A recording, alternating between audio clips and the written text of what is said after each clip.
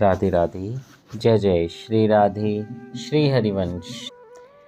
राधा वल्लभ लाल की जय हो। सभी संतों हरिभक्तों की जय हो। पूज्य गुरुदेव महाराज की जय हो।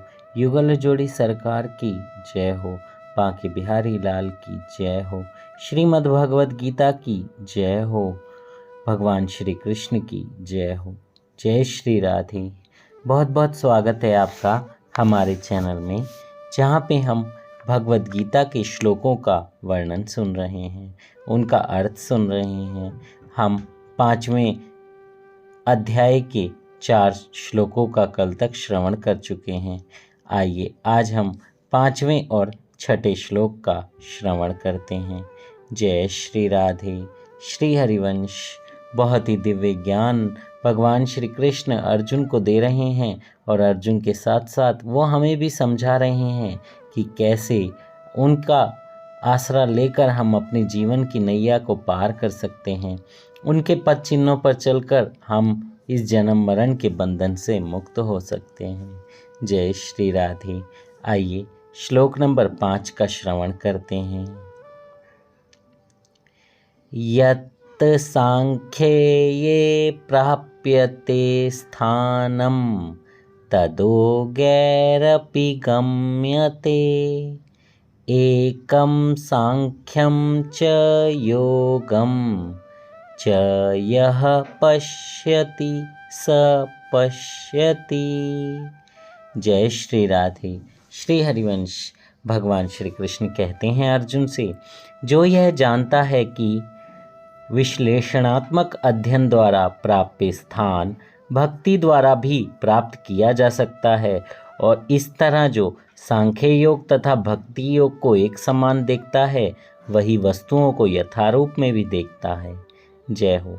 इसका तात्पर्य, दार्शनिक शोध का वास्तविक उद्देश्य जीवन के चरम लक्ष्य की खोज है, क्योंकि जीवन का चरम लक्ष्य आत्म साक्षात्कार है। अतः इन दोनों विधियों से प्राप्त होने वाले परिणामों में कोई अंतर नहीं है। सांख्य दार्शनिक शोध के द्वारा ही इस निष्कर्ष पर पहुंचा जा सकता है कि जीव भौतिक जगत का नहीं अपितु पूर्ण परमात्मा का अंश है। फलतः जीवात्मा का भौतिक जगत से कोई सरोकार नहीं होता। उसके सारे कार्य परमेश्वर से संबंध होने चाहिए। जब वह कृष्ण भावना अमृतवश कार्य करता है, तभी वह अपनी स्वाभाविक स्थिति में होता है। सांख्य विधि में मनुष्य को पदार्थ से विरक्त होना पड़ता है, अतः भक्ति योग में उसे कृष्ण भावना अमृत कर्म में आसक्त होना पड़ता है। वस्तुतः दोनों ही विधियां एक हैं, यद्यपि ऊपर से एक विधि में विरक्ति दिखाई देती है और दूसरे में आसक्ति। जो पदार्थ से विरक्ति और कृष्ण में आसक्ति को एक ही तरह देखता है, वही वस्तुओं को यथारूप में देखता है। जय श्री राधे। कितना आसानी से इसमें बताया गया है कि आप किसी भी रूप में भगवान को पूज रहे हो, आप उसका मीनिंग यही है कि आप भगवान को पूज रहे हैं। आप भगवान का निरंतर जप कर रहे हैं, चाहे आप कृष्ण की सेवा में हों, चाहे आप उनसे विरक्त हो, मतलब आपके सामने विग्रह नहीं है, फिर भी आप अपना जो पाठ पूजा है, जो यज्ञ हैं, जो भी कर रहे हैं आप दूसरी विधि से, वो भी चल रहे हैं, वो भी हो रहे हैं, वो भी कृष्ण की ओर ही ले जाते हैं। और इस तरह जो दोनों विधियों को एक समान देखता है, वह किसी में भी ऊंच नीच का भेदभाव नहीं करता है। कोई भी डिफरेंस उसको नहीं नज़र आता है, किसी भी चीज़ में वो फ़र्क नहीं करता है। इसलिए सबसे जो उच्च मार्ग, सरल मार्ग प्रभु ने बताया है, वो है प्रेम मार्ग। जय हो। जय श्री राधे श्री हरिवंश। आइए 6ठे श्लोक का श्रवण करते हैं। जय श्री राधे। संन्यासस्तु महाबाहो दुःखमाप्तु मयोगतः योगयुक्तो मुनिर्ब्रह्म न चिरेणाधिगच्छति। जय श्री राधे श्री हरिवंश। भगवान श्री कृष्ण कहते हैं, भक्ति में लगे बिना केवल समस्त कर्मों का परित्याग करने से कोई सुखी नहीं बन सकता।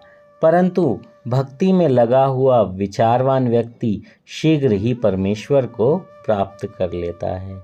जय हो। यहाँ पर सभी के प्रश्नों का उत्तर भगवान ने दे दिया है। जिसके भी मन में जो डाउट हो वो ये श्लोक बहुत अच्छे से सुने। भक्ति में लगे बिना केवल समस्त कर्मों का परित्याग करने से कोई सुखी नहीं बन सकता, परंतु भक्ति में लगा हुआ विचारवान व्यक्ति शीघ्र ही परमेश्वर को प्राप्त कर लेता है। जय हो।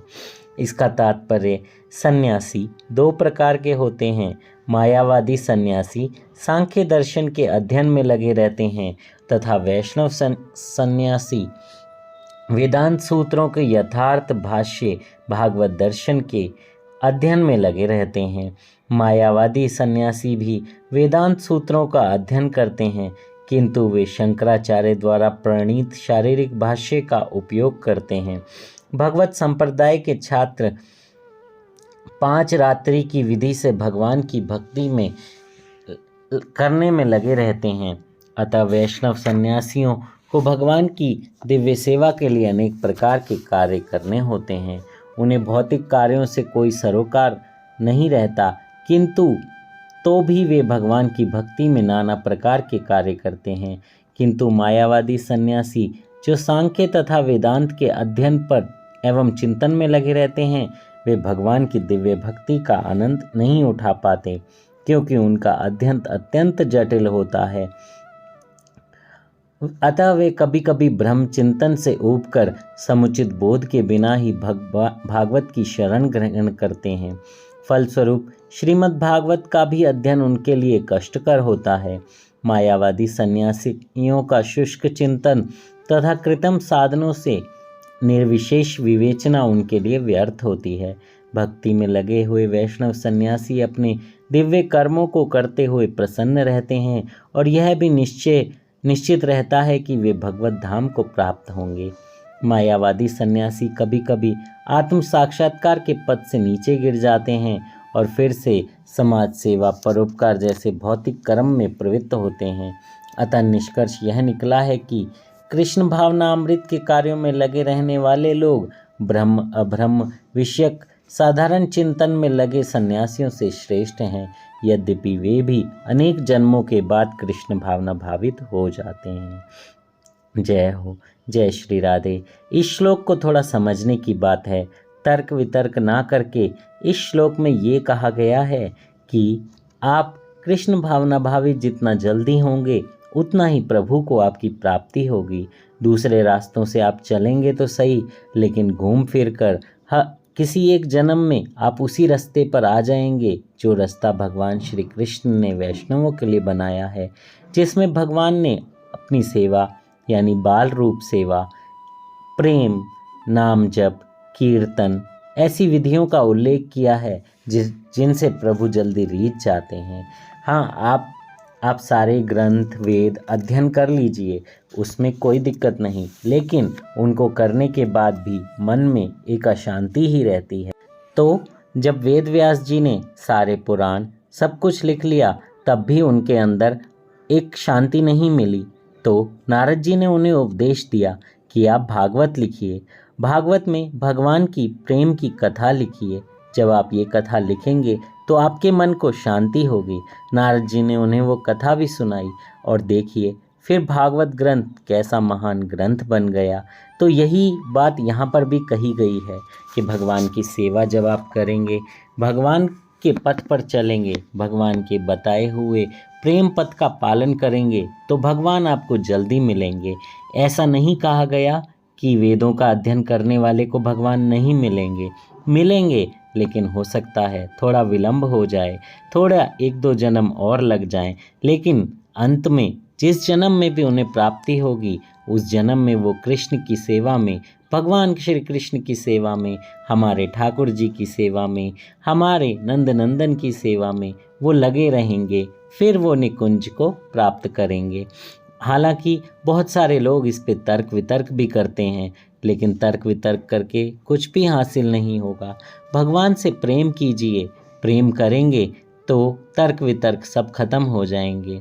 राधा राधा नाम जप कीजिए, कीर्तन कीजिए और प्रेम से प्रभु का स्मरण कीजिए।